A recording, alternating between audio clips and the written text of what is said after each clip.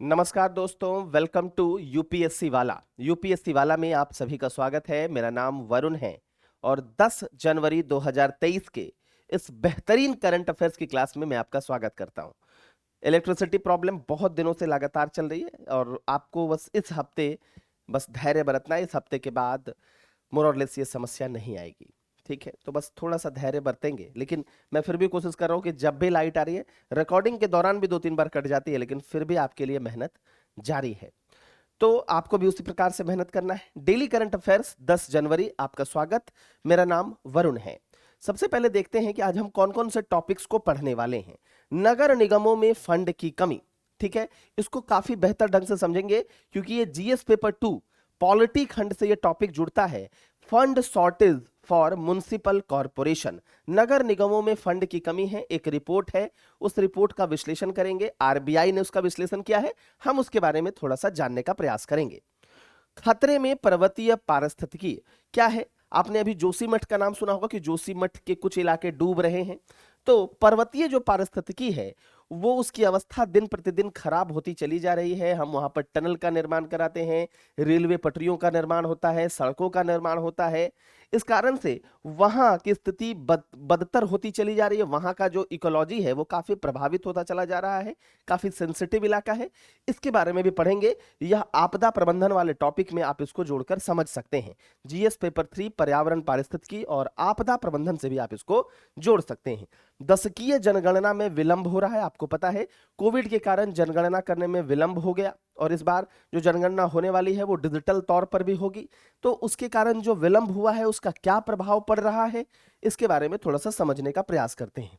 Young professional schemes India UK के relation में यह एक आप समझ सकते हैं अच्छा कदम है। इसको भी समझने का प्रयास करेंगे और यह जीएस पेपर 2 आईआर खंड से आप इसको जोड़कर समझ सकते हैं। सबसे पहले हम समझते हैं जो सबसे हमारा मेन टॉपिक है कि नगर निगमों में फंड की कमी। एक रिपोर्ट आया, क्या? Report on municipal finances. तो रिपोर्ट है नगर पालिका के वित्त पर रिपोर्ट, ठीक है। इसमें आरबीआई ने जो विश्लेषण किया है उसके हिसाब से अगर आप देखें तो आपको पता चलेगा कि म्युनिसिपल कॉरपोरेशंस जो हैं वो सेंटर और स्टेट पर पैसे के लिए ज्यादा निर्भर हो गए हैं। उनके पास जो उनकी राजस्व क्षमता है वह काफी सीमित हो गई है। तो इसका कहने का मतलब क्या है? अब देखिए, अगर म्युनिसिपल कॉरपोरेशन की अगर हम बात करें तो देखो, एक चीज समझना। देखो क्या है, इनके पास खुद भी ये टैक्स वसूलते हैं, खुद का भी अपना जो है उनका रेवेन्यू है। ओन रेवेन्यू आप कह सकते हैं, अपना रेवेन्यू, अपना राजस्व। और कुछ उनको किससे मिलता है? सेंटर स्टेट जो है वो सेंटर या स्टेट उनको ट्रांसफर करता है, ठीक है, दो तरीके से। अब इसमें कौन कौन सी चीजें आती है? जैसे इसमें दो भाग होता है, एक टैक्स वाला कंपोनेंट होता है और एक नॉन टैक्स वाला होता है। टैक्स वाले में आप समझ सकते हैं कर उगाही कहां से करता है। जैसे मान लो प्रॉपर्टी पर टैक्स लगा दिया, जैसे मान लो वाटर पर टैक्स लगा दिया, जैसे मान लेते हैं कि बाजार लगता है, बाजार वालों से टैक्स वसूल लिया, ठीक है। तो ये कुछ टैक्सेस हैं। और नॉन टैक्स जैसे कुछ पेनाल्टीज, कुछ फाइन्स, ये सब नॉन टैक्स की कैटेगरी में आते हैं। तो इससे उनको कुछ अपना पैसा आता है, ये उनका अपना राजस्व है जिसको वो खुद ही लेते हैं। ये है जो केंद्र और राज्य सरकारों के द्वारा उनको मिलता है। तो रिपोर्ट कह रहा है कि उनकी ज्यादा निर्भरता जो है वो इस पर हो गई है। होनी किस पे चाहिए वास्तविकता में? इस पर होगी तो वह ज्यादा विकास के कार्यों को कर पाएंगे। इस आर्टिकल में दूसरे देशों से तुलना भी की गई है और उस तुलना में भी देखा गया कि भारत की स्थिति बहुत खराब है, यानी इस पर ज्यादा निर्भर है वो, होना उनको इस पर चाहिए था। तो यही इस रिपोर्ट में काफी विस्तार से बताया गया है। तो एक मोटी जो ऊपर का क्रक्स है वो यही है कि जो उनका ओन टैक्स जो रेवेन्यू है, आप या मतलब ओन रेवेन्यू आप उनको कह सकते हैं, उसमें टैक्स और नॉन टैक्स दोनों आ जाएगा। वो रेवेन्यू जो है वह काफी लिमिटेड हो गया है और उनकी निर्भरता सरकार, केंद्र सरकार और राज्य सरकारों के द्वारा जो धन दी जा रही है उस पर ज्यादा हो गई है, ठीक है। यही ये रिपोर्ट कह रहा है। और जिस कारण से उनकी व्यय आवश्यकताओं को पूरा करने के लिए यह पूरी तरीके से अपर्याप्त है। गंदगी है, नाला है, इन सबको मान लो, इन सबको ठीक करवाना है, बेहतर करवाना है, जो भी म्युनिसिपल कॉर्पोरेशन का काम है, तो उसमें पैसा लगता है। अब इनके पास प्रॉपर पैसा ही नहीं है, तो क्या हो गया है कि जो उनकी व्यय आवश्यकता है, जो उतना उनको एक्सपेंडिचर करना है, उतना पैसा भी वो अर्जित नहीं कर पा रहे। यही ये बात कह रहा है। जैसे बात है संपत्ति कर की, जल कर की, टोल टैक्स और अन्य स्थानीय कर, जैसे मैंने आपको बताया, मान लो बाजार में कुछ कर लग गया, सहित नगर निगमों के स्वयं के कर राजस्व ने वित्त वर्ष 2018-20 की अगर हम बात करें, अवधि में कुल राजस्व का 31 से 34% हिस्सा बनाया। कहने का मतलब है कि जो उनकी खुद की उगाही थी म्युनिसिपल कॉर्पोरेशन की, वो 2018 से 20 के ड्यूरेशन में 31 से 34% तक थी। ठीक है, अगर हम इसकी अन्य देशों के साथ तुलना करें तो यह हिस्सा कई अन्य देशों की तुलना में कम था और समय के साथ इसमें गिरावट भी आई है। ठीक है, ये जो शेयर है, ये शेयर बढ़ना चाहिए क्योंकि ये उनके द्वारा ही उनका अपना रेवेन्यू है। अब इस शेयर में बढ़ोतरी देखने को मिलनी चाहिए, तो इसमें घटोतरी देखने को मिल रही है। दूसरी पॉइंट क्या है इसमें कि अन्य देशों से तुलना की गई तो भी यह कम है। अगर हम बात करें तो भारत में शहरी स्थानीय निकायों के कुल राजस्व में स्वयं के राजस्व के हिस्से में कमी आई है, जबकि सरकारी हस्तांतरण में वृद्धि हुई है। मतलब सरकार से पैसा ज्यादा मिला है और केंद्र या राज्य सरकारों से, और अपनी जो उनकी कर उगाही थी उसमें कमी आई है। आप देख सकते हैं, ये नॉन टैक्स रेवेन्यू है, ये टैक्स रेवेन्यू है। टैक्स रेवेन्यू देख रहे हैं, आपको दिख नहीं रहा होगा, इसका पीडीएफ में देखिएगा, थोड़ा थोड़ा नीचे नीचे जा रहा है, मतलब ये घटता जा रहा है। इधर भी जो है ये घटता जा रहा है। ठीक है, और ये घटता जा रहा है जिसके कारण क्या हो रहा है, ये जो बीच वाला है, अब दो साइड से अगर घटेगा तो बीच वाला चौड़ा होता चला जाएगा, तो बीच वाला जो है वो सेंटर और स्टेट का कॉन्ट्रीब्यूशन है, वो चौड़ा होता चला गया है। ठीक है, तो इसका हिस्सा बढ़ रहा है और अपनी जो उनकी उगाही है, चाहे वो टैक्स के माध्यम से, चाहे वो नॉन टैक्स के माध्यम से, उसमें आपको घटोतरी या घटा मतलब क्या बोल सकते हैं, उसमें आपको डिक्रीज देखने को मिल रहा है। ठीक है, यहां पर कुछ सिटीज का एग्जांपल है कि कौन से सिटीज जो है जो प्रॉपर्टी टैक्स कलेक्ट करते हैं करोड़ में, उसमें भी देखिए आपको कमी आई है। अगर हम बात करें तो उसमें भी आपको दिखेगा कि कहीं ना कहीं कमी आपको थोड़ा थोड़ा दिखेगी। जैसे कि मान लो अगर हम बात करें 2017-18 की अवधि से, तो बहुत ऐसे सिटीज हैं जिसमें आपको प्रॉपर्टी टैक्स में भी कमी देखने को मिलेगी। हालांकि कुछ सिटीज ऐसे भी हैं जिसमें प्रॉपर्टी टैक्स बढ़ा है, वहां से ज्यादा पैसा मिला है, लेकिन वह मतलब जितना बढ़ना चाहिए उतना नहीं बढ़ा। ठीक है, वो ये कह रहा है कि जितना बढ़ना चाहिए उतना नहीं बढ़ा।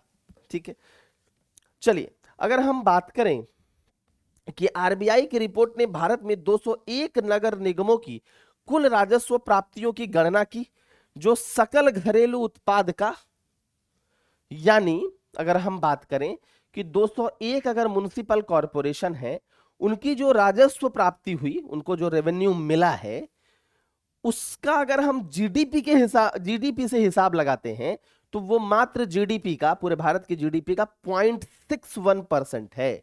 अगर हम इसी का कंपैरिजन ब्राजील से और दक्षिण अफ्रीका से करते हैं तो ब्राजील में जो स्थानीय निकाय राजस्व उगाही करते हैं वो वहां पर 7% होता है और दक्षिण अफ्रीका में वो 6% होता है। तो आप सोच सकते हैं कि हम ब्राजील और दक्षिण अफ्रीका से भी काफी पीछे हैं। ठीक, नगर निगमों की राजस्व बढ़ाने की क्षमताओं के साथ साथ एक अन्य प्रमुख मुद्दा संपत्ति करों पर उनकी अधिक निर्भरता थी। मैंने आपको बताया प्रॉपर्टी टैक्स से उनको काफी पैसा मिलता था।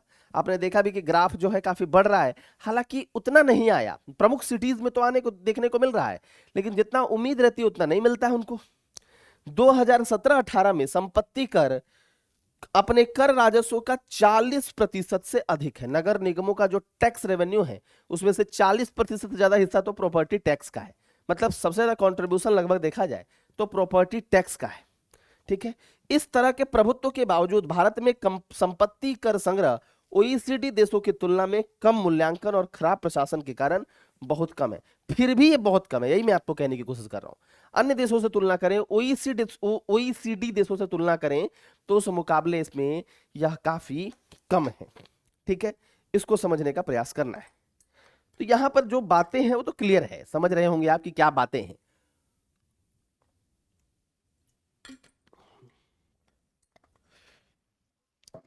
ठीक है, ये आपको क्लियरली समझ में आ रहा होगा।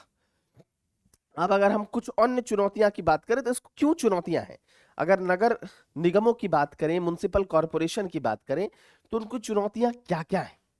अगर हम देखें फिस्कल ऑटोनॉमी, जो कर वसूलने की कैपेसिटी, इन सब मामले में जो उनको उनको जो राजकोषीय स्वतंत्रता मिलनी चाहिए, वो दुनिया के अन्य देशों से अगर तुलना करें तो भारत के नगर निगमों के पास राजकीय स्वतंत्रता बहुत कम है।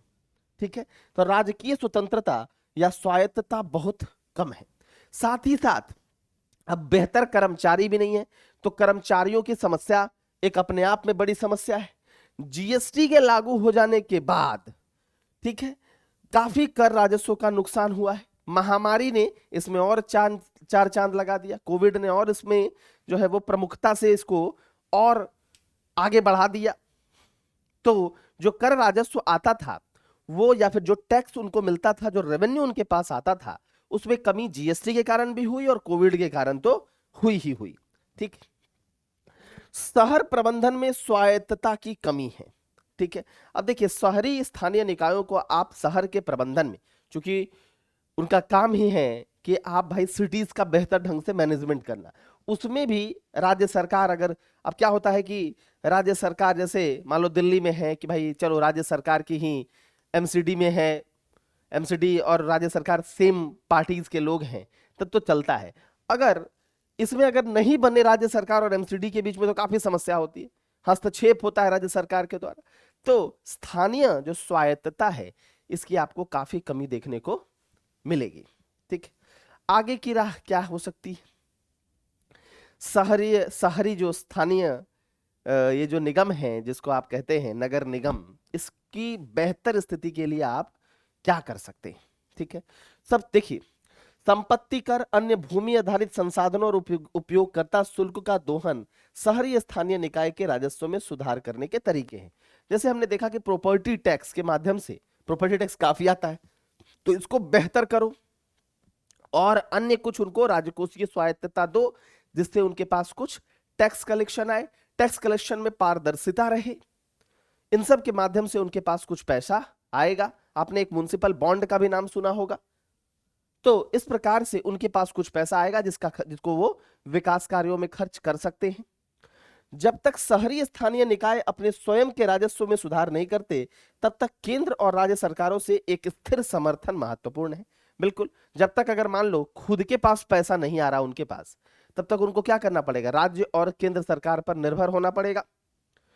बेहतर बुनियादी ढांचे और सेवा के लिए शहरी स्थानीय निकाय के संचालन और रखरखाव के खर्च को भी कवर करने के लिए उपाय किए जाने की आवश्यकता है। अब समझिएगा, बुनियादी ढांचा क्या यहीं पर कह रहा है कि इंफ्रास्ट्रक्चर क्या होना चाहिए, बेहतर होना चाहिए। सेवा यानी बुनियादी ढांचा और सेवा के लिए शहरी स्थानीय निकाय के संचालन और रखरखाव के खर्च को भी, क्योंकि देखिए जो उनका अपना खर्चा है उसको, उसके लिए भी उनको कुछ चाहिए, प्रॉपर पैसा चाहिए।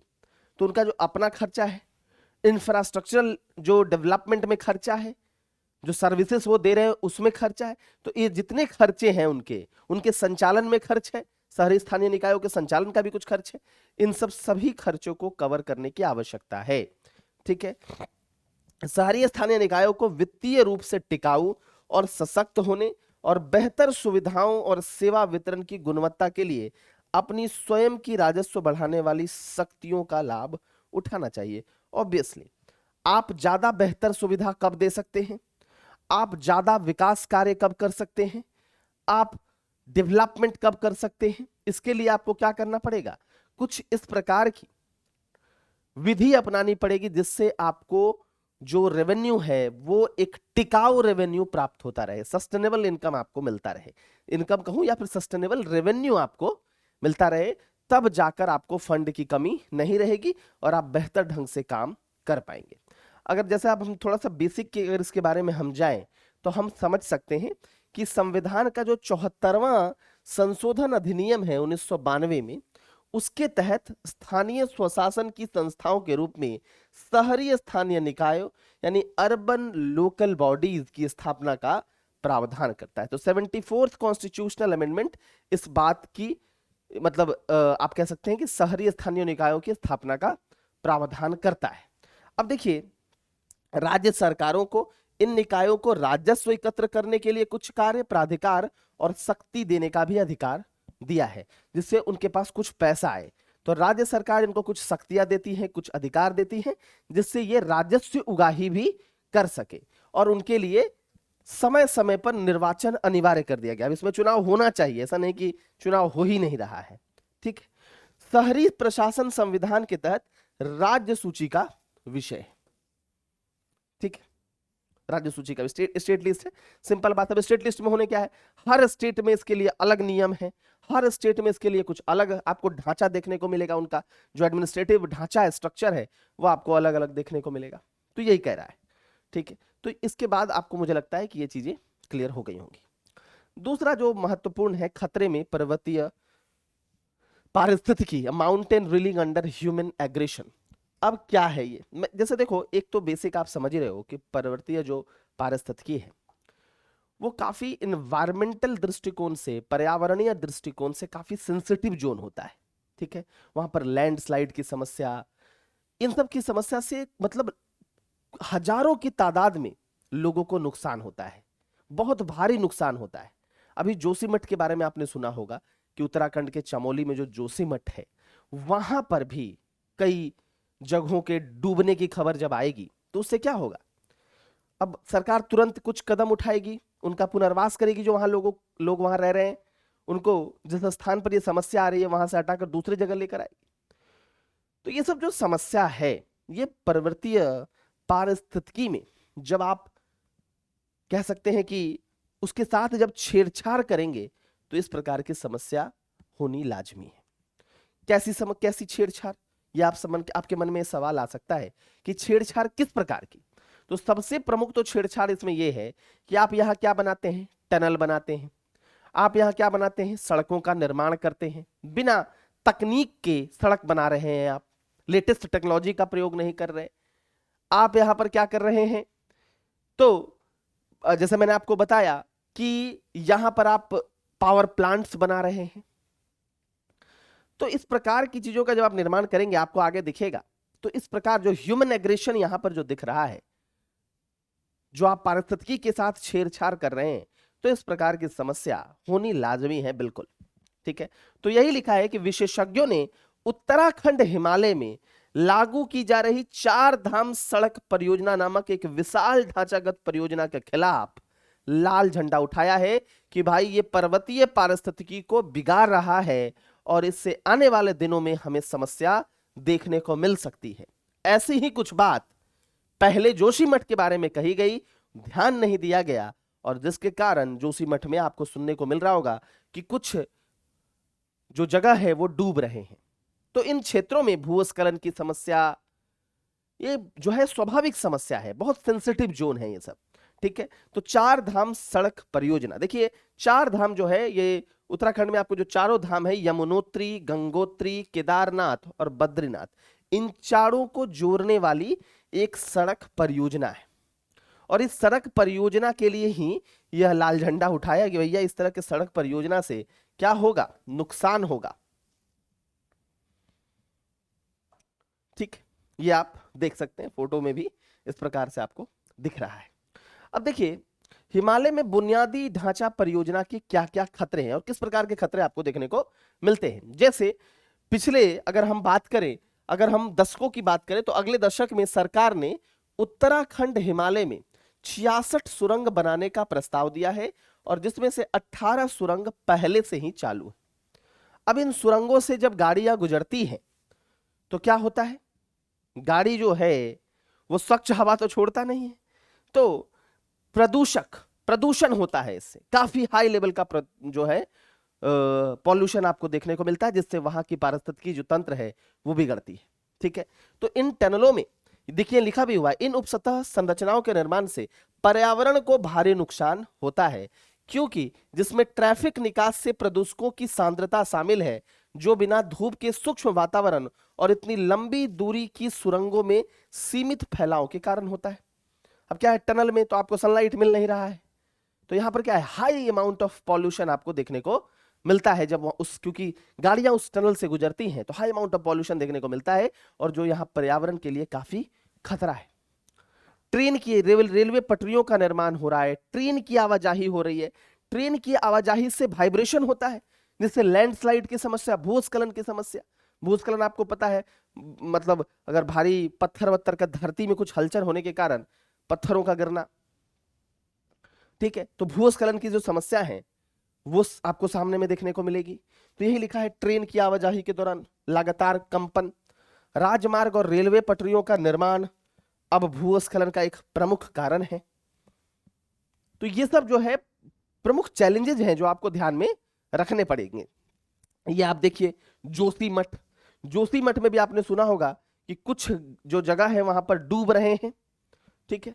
तो माना जा रहा है, कुछ एक्सपर्ट्स ये कह रहे हैं कि जोशीमठ के ठीक नीचे से गुजरने वाली तपोवन विष्णुगढ़ जल विद्युत परियोजना सुरंग, जो कि एक पुराने हिमनद जमाव पर अवस्थित है, उत्तराखंड के चामोली जिले में जोशीमठ के तेजी से डूबने का कारण हो सकता है। तो जल विद्युत परियोजना, हालांकि इसके लिए एनटीपीसी इस बात को एक्सेप्ट नहीं कर रहा, लेकिन तपोवन विष्णुगढ़ जो कि जोशीमठ के ठीक नीचे से गुजर रही है, तपोवन विष्णुगढ़ जल विद्युत परियोजना सुरंग, ये जोशीमठ के नीचे से गुजर रही है। अब सोचिए कि जोशीमठ के जब नीचे से ये सुरंग गुजर रही है, तो इस सुरंग के कारण बहुत एक्सपर्ट का मानना है कि यहां पर क्या हो रहा है, यहां पर गांव तेजी से डूबते हुए नजर आ रहे हैं, ठीक है। जोशीमठ का लोकेशन भी आप देख सकते हैं। इसके बारे में कहा जा रहा है कि यहाँ के कुछ इलाके ऐसे हैं जिस पर सरकार ने काफी पुनर्वास का काम करने का प्लान किया है। लगातार सरकार यहां पर काम कर रही है क्योंकि यहाँ के कुछ गांव डूब रहे हैं। उत्तराखंड के चमोली में है ये, तो कभी लोकेशन भी आपसे पूछ सकता है। जोशीमठ, ज्योतिर्मठ आपने सुना होगा, आदिगुरु शंकराचार्य के 4 मठों में ज्योतिर्मठ, ठीक, यहां लोकेशन है। अब आगे की राह यहां पर क्या होनी चाहिए, सबसे महत्वपूर्ण देखिए, विकास की रणनीति बेहतर होनी चाहिए लेकिन पर्यावरण की कीमत पर नहीं। तो विकास होना चाहिए लेकिन पर्यावरण को नुकसान करके नहीं। और यह जो क्षेत्र है, पर्वतीय क्षेत्र, यह क्षेत्र कैसा है, प्राकृतिक संसाधनों से परिपूर्ण है। जैसे इन क्षेत्रों में आपको वन, जल, बहुत हाई लेवल की बायोडायवर्सिटी देखने को मिलेगी, विभिन्न पौधे, विभिन्न जो छोटे छोटे जीव हैं वो देखने को मिलेंगे। तो किसी भी तरीके से जो विकास की रणनीति है वो पर्यावरण की कीमत पर नहीं होनी चाहिए, ठीक। दूसरा, यहां पर क्या करना चाहिए, बड़े बड़े बांध जो आप बना रहे हैं जिससे वहां के पारिस्थितिकी तंत्र को नुकसान होता है, उसकी जगह पर आपको क्या करना चाहिए, छोटी छोटी परियोजनाओं पर ध्यान देना चाहिए जिससे वहां की जो निजी ऊर्जा की आवश्यकता है वो बस पूरी हो जाए, ठीक। इसके अलावा मानव कल्याण के लिए एक उपयुक्त रणनीति में पारंपरिक ज्ञान, कृषि प्रथाओं, निर्माण प्रथाओं और स्थानीय सांस्कृतिक पहलुओं का उपयोग करना चाहिए। अब वहां के लोग हैं वो जानते हैं कि किस तरह की एक्टिविटीज से यहां पर आपदा आ सकती है, तो आपको क्या करना है, वहां के लोगों को भी डिसीजन मेकिंग में पार्टिसिपेट करिए, उनसे भी पूछिए, उनसे भी कुछ ज्ञान लीजिए क्योंकि वो वहां रह रहे हैं तो उनको उस जगह के बारे में ज्यादा आइडिया है। तो जो भी पारंपरिक वहां का ज्ञान है वहां के लोगों से जो आप ले सकती हैं, सरकार ले सकती है, उनको लेना चाहिए। जो कृषि की उनकी तकनीक है, जो निर्माण की उनकी तकनीक है, उसको फॉलो करना चाहिए। तब क्या होगा कि आप एक वहां पर अगर ढांचा भी आप बनाते हैं तो वो सस्टेनेबल बन पाएगा, उसके चलते पारिस्थितिकी को नुकसान कम होगा, अत्यल्प होगा, ठीक। अब देखिए, अप्रैल 2022 में चमोली आपदा पर राष्ट्रीय आपदा प्रबंधन प्राधिकरण एनडीए में, जो नेशनल डिजास्टर मैनेजमेंट अथॉरिटी है, की रिपोर्ट में स्पष्ट तौर पर कुछ बातें सामने आई थी। क्या है, दीर्घावधि में ऊर्जा के वैकल्पिक स्रोतों को खोजने पर ध्यान देना आवश्यक होगा। आपको ऊर्जा के वैकल्पिक स्रोत ढूंढने होंगे जिससे आप एनर्जी प्राप्त कर सकते हैं। आप बड़े बड़े बांधों को बनाएंगे तो उससे नुकसान होगा, उससे पर्यावरण का नुकसान होगा जो भविष्य में क्या है, आपदा का एक प्रमुख कारण बनेगा, क्योंकि ये क्षेत्र जो है वो काफी पर्यावरणीय दृष्टिकोण से सेंसिटिव क्षेत्र है। सड़कों के निर्माण के लिए भी क्या करना पड़ेगा, आपको वैज्ञानिक तकनीकों का इस्तेमाल करना चाहिए, ठीक है। तो ये मामला है पूरा। अगला जो न्यूज है वो क्या है, द डिले इन डिकेनियल सेंसस, जो दशकीय जनगणना है उसमें विलंब। अब क्या है भाई, 2021 की दशकीय जनगणना को फिर से एक बार आगे बढ़ाया गया, और अब डेट कब है कि सितंबर 2023 तक शुरू होने की कोई संभावना नहीं।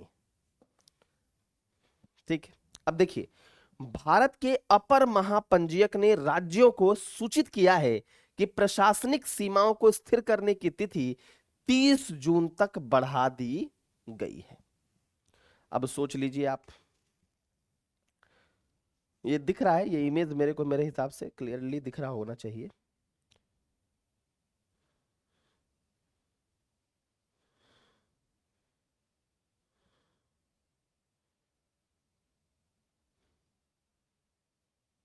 दिख रहा है शायद, एक मिनट।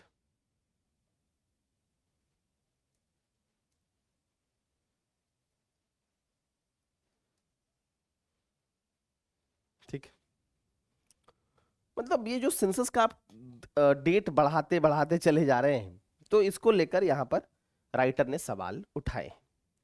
अब देखिए, यहां पर एक शब्द है कि भारत के अपर महापंजीयक ने राज्यों को सूचित किया है कि प्रशासनिक सीमाओं को स्थिर करना पड़ेगा 30 जून तक। प्रशासनिक सीमा स्थिर होगी, उसके बाद ही 2-3 महीने के बाद से यह कार्यक्रम शुरू हो सकता है। क्या है यह प्रशासनिक सीमा? देखिएगा, जो अब क्या होता है, जिले, गांव, उप जिले, ये सब बनते रहते हैं, देखा होगा आपने राज्यों में। ठीक है, तो अगर ये जिले, गांव, उप जिले बनते रहेंगे तब फिर सेंसस करना बड़ा मुश्किल है। तो क्या करना पड़ेगा, 30 जून तक जो होना है वो कर लीजिए।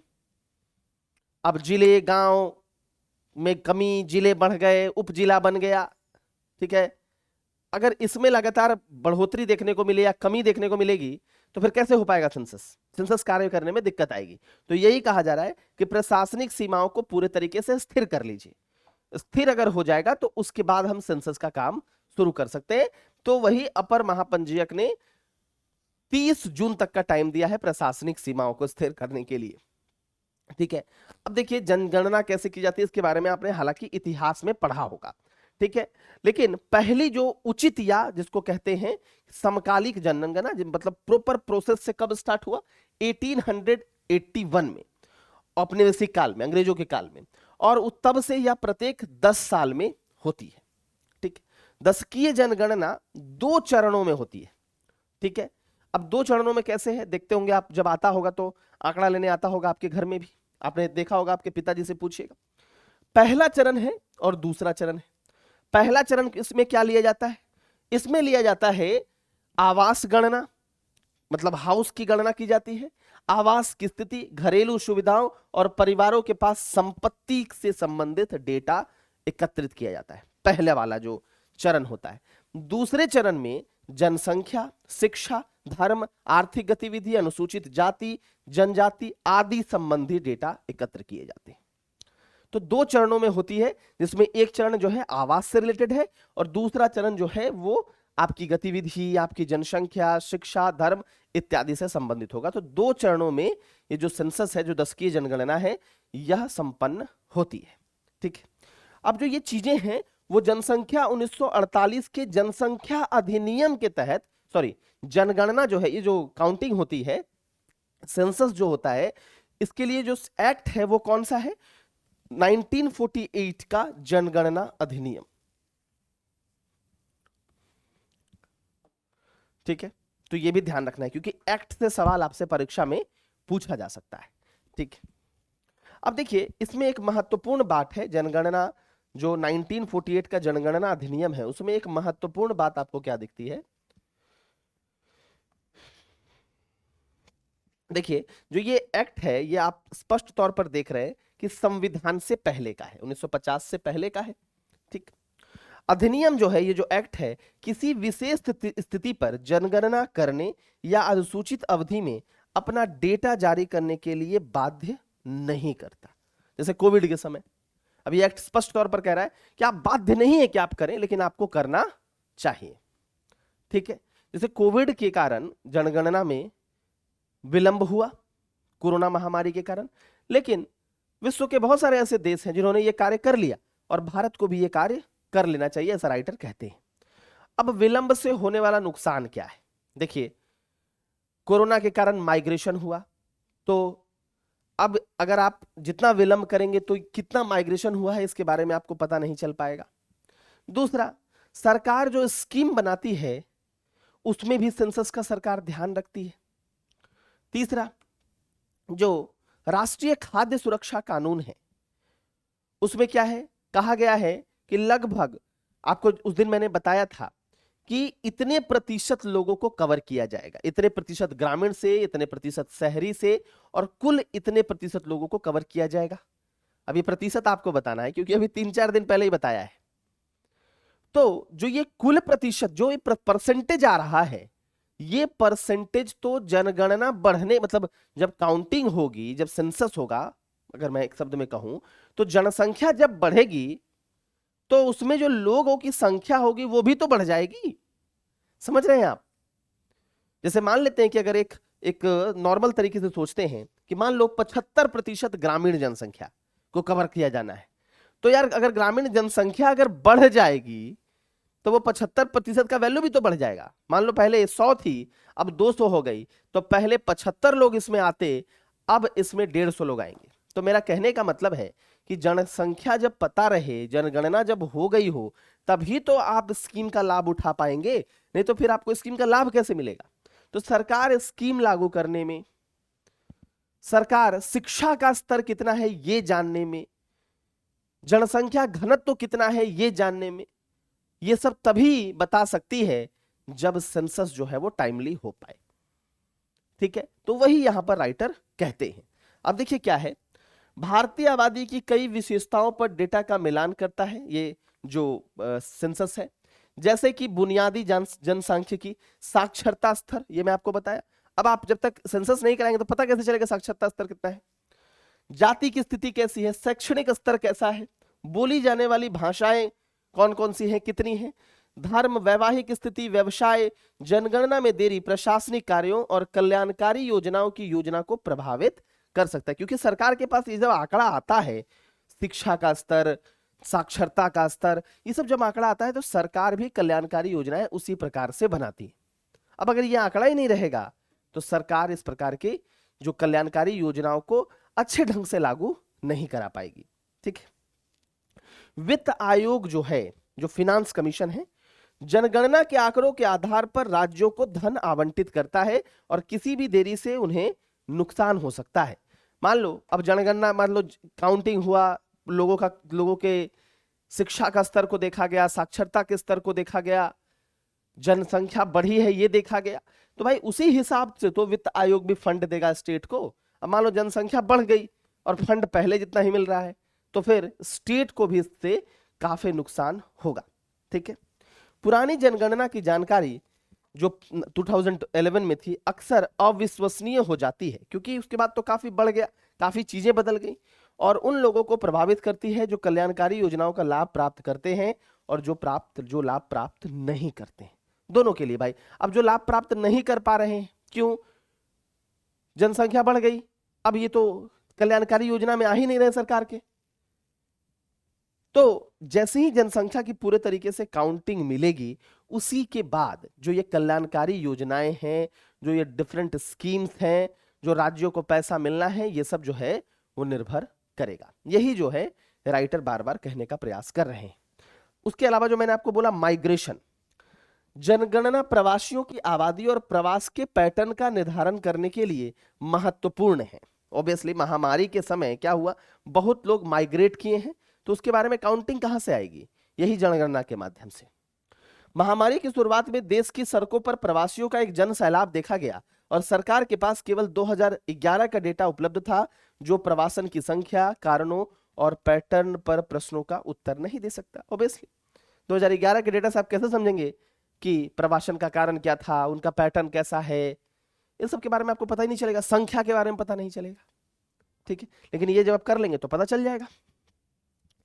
देश में किए गए अन्य नमूने सर्वेक्षण के लिए जनगणना डेटा महत्वपूर्ण है, क्योंकि वो जनगणना डेटा को एक फ्रेम या सूची के रूप में उपयोग करते हैं, बहुत सारे स्कीम्स भी इसका प्रयोग करते हैं। जैसे मैंने आपको नेशनल फूड सिक्योरिटी एक्ट के बारे में बताया, ठीक है। तो भाई अगर आपका जनगणना हो जाएगा तो जो अन्य, यही वही लिख रहा है कि जो अन्य सर्वेक्षण है वो भी करना आसान हो जाएगा। अनएम्प्लॉयमेंट ये सब का भी जो आंकड़ा है इसको भी बेहतर ढंग से निर्धारित किया जा सकेगा, सोचा जा सकेगा इसके बारे में। अभी आपको जनगणना के बारे में प्रॉपर जानकारी ही उपलब्ध नहीं है, तब तो बड़ा मुश्किल है। अब ये लास्ट न्यूज देखते हैं, आसान है। यंग प्रोफेशनल्स स्कीम आपको ये मिलेगा। अब देखिए इसमें क्या है। भारत और यूके की सरकारों ने 9 जनवरी को युवा पेशेवर योजना की शुरुआत करके प्रवासी भारतीय दिवस मनाया, जिसको आप यंग प्रोफेशनल स्कीम कह रहे हैं। तो 9 जनवरी आपको पता है भारतीय प्रवासी भारतीय दिवस। तो किस प्रकार मनाया, तो एक स्कीम लेकर आए ये लोग, इंडिया और यूके। क्या है, यंग प्रोफेशनल स्कीम। क्या है ये स्कीम, किसका हिस्सा है, इसको समझते हैं। इसमें देखिए 18 से 30 वर्ष की आयु के लगभग 3000 डिग्री धारक, मान लो आप इंजीनियर हो, को 2 साल की अवधि के लिए एक दूसरे के देश में रहने और काम करने की अनुमति देगा। सीधा तौर पे यह स्कीम यही है कि 18 से 30 साल के डिग्री धारकों को, लगभग 3000 डिग्री धारकों को 2 साल की अवधि के लिए एक दूसरे के देश में, मतलब इंडिया वाले लोग यूके में जा सकते हैं, इंडिया की डिग्री धारक, और यूके वाले लोग इंडिया में आ सकते हैं और जाकर के वहां पर अनुमति, काम करिए, रहिए, अनुमति देंगे। अब ये जो योजना है किसका भाग है, 2021 में भारत और यूके के बीच एक हस्ताक्षर किया गया भारत यूके प्रवासन और गतिशीलता समझौता। इस समझौते के तहत क्या था कि जो इलीगल प्रवासन होता है उसको रोका जा सके, ठीक है। इसका प्रमुख काम था कि अवैध प्रवासियों को उनके घरेलू देशों में वापसी से संबोधित करना।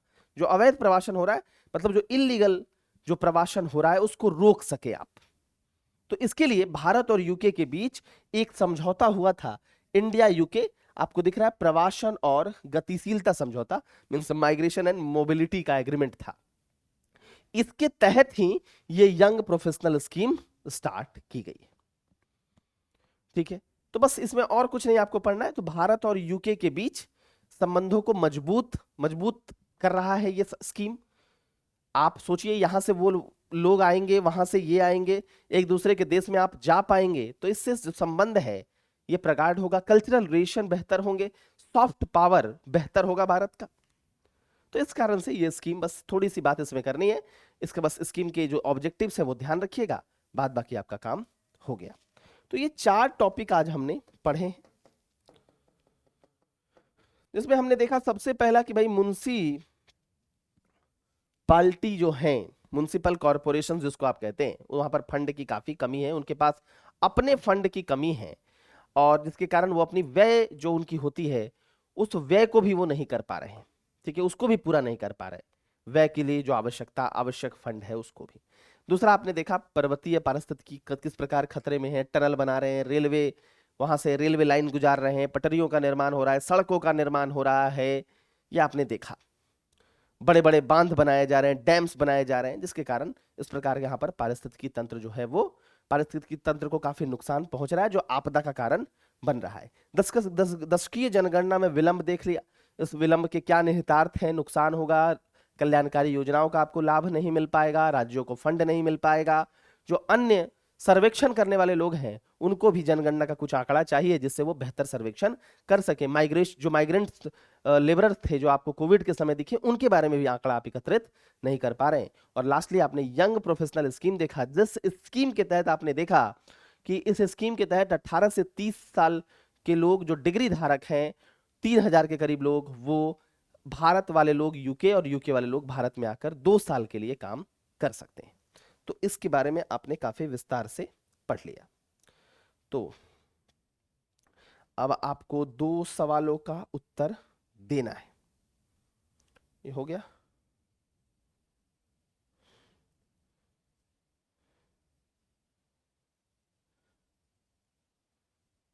एक सवाल है पहला, जोशी मठ कहां है? क्या पूछा है, जोशी मठ कहां है? पहला सवाल, A UP, B Arunachal Pradesh, C Uttarakhand, D NOTA, none of the above. ठीक है। दूसरा क्वेश्चन नंबर 2 कि young professional scheme, young professional scheme, इसको अंग्रेजी में लिख दें ये हिंदी में लिखें? हिंदी है ना, कभी मैं भूल जाता हूं। स्कीम किन दो देशों के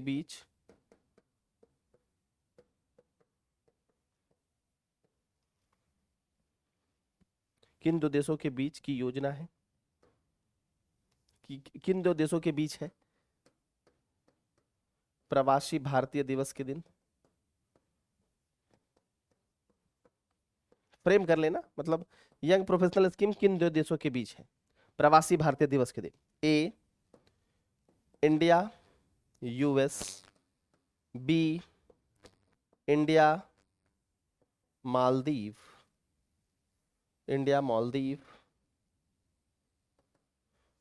सी इंडिया यूके, और D India Australia. Young professional scheme किन दो देशों के बीच हुआ? ठीक है, तो उम्मीद है कि अब आपको समझ में चीजें आ गई होगी।